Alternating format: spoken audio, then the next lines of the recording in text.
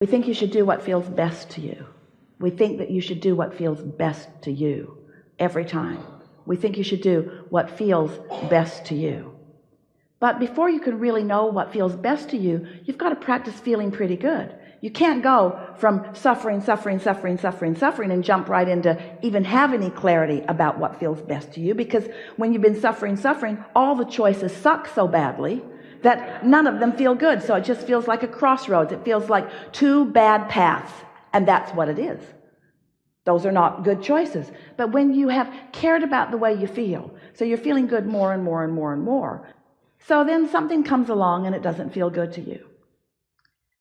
And Esther said, but Abraham, I thought what you've been teaching me is that if I will unconditionally just focus on what I want, that the things I don't want will go away. We said, yes, that's exactly right, but you're not doing that. You're focusing on something that you don't want and then using words and writing 500 focus wheels about it. We're not trying to get you in alignment so that you can make conditions change or so that you can change yourself to like the conditions. You were born with guidance, and it's all right for you to not like something.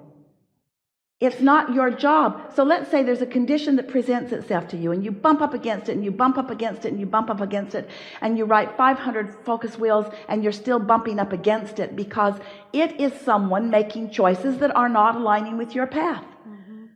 But you don't give yourself permission, worthy beings that you are, to follow your own path. No, you feel like you have to be in service. You feel like it's your job to make this work out no matter what. No, it isn't.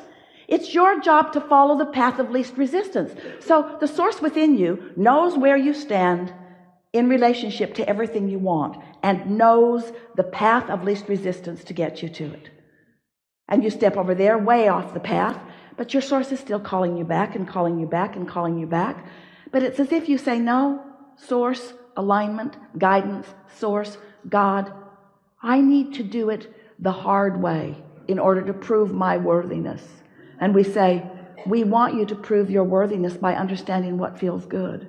We want you to follow the path of least resistance. We want you to get on the path that feels good.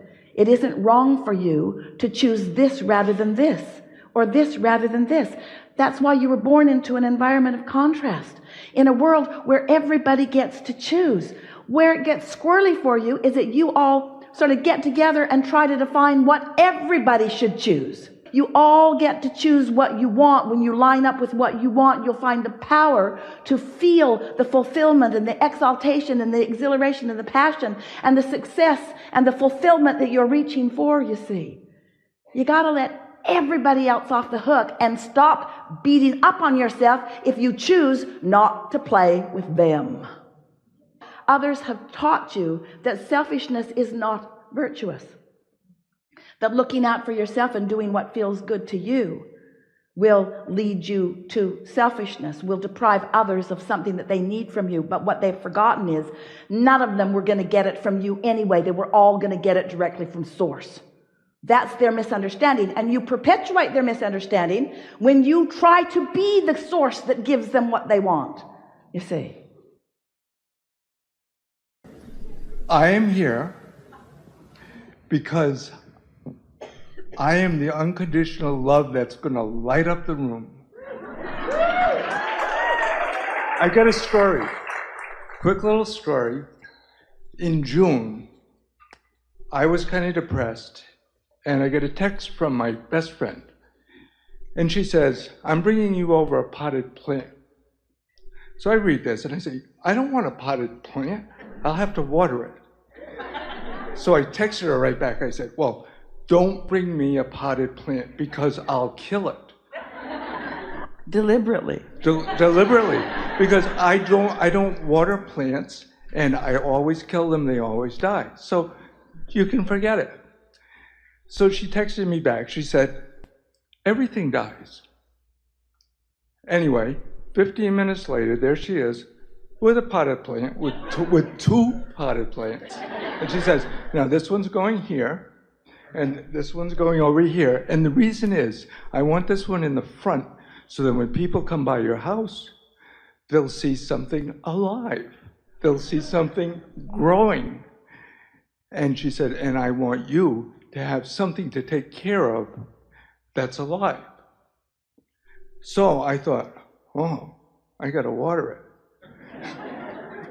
And what happened over the next few days, I watered it, reluctantly at first, but then it got to be a little bit more fun. And then I knew she was coming over, and I said, oh, I better water this or I'll be in trouble. But like I say, I looked back on my text and I saw what I had texted, because it's all there in black and white. And I said, well, who is this guy? This is Danny Downer. And I said, I'm shooting myself in the foot. This is my best friend. I care about this person. And look at what I'm writing. Who am I? And over the next couple of weeks, she gave me many opportunities, both her and her daughter, to see in a mirror who I was acting like. And I said, oh, I don't like this.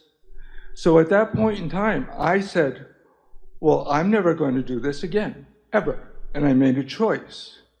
And I said, no matter how I feel, I'm going to be happy. I don't care how I feel. I'll be happy. And so I started that.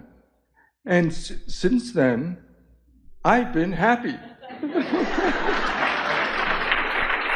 So it's a big story, isn't it? It has a lot of pieces to it. And can you feel the piece about the power of influence? In other words, she didn't let your text to her control her intention around you. In other words, she was not put off by your deliberate intent to put her off. She followed her own impulse, which was inspired by her inner being and your inner being, not by you.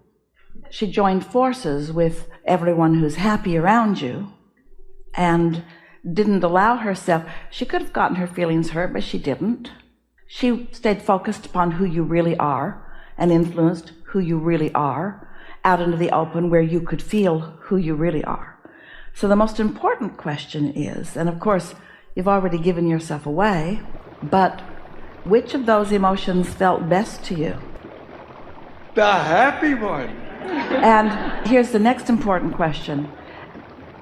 Through it, do you realize that you do have a choice about which way you lean?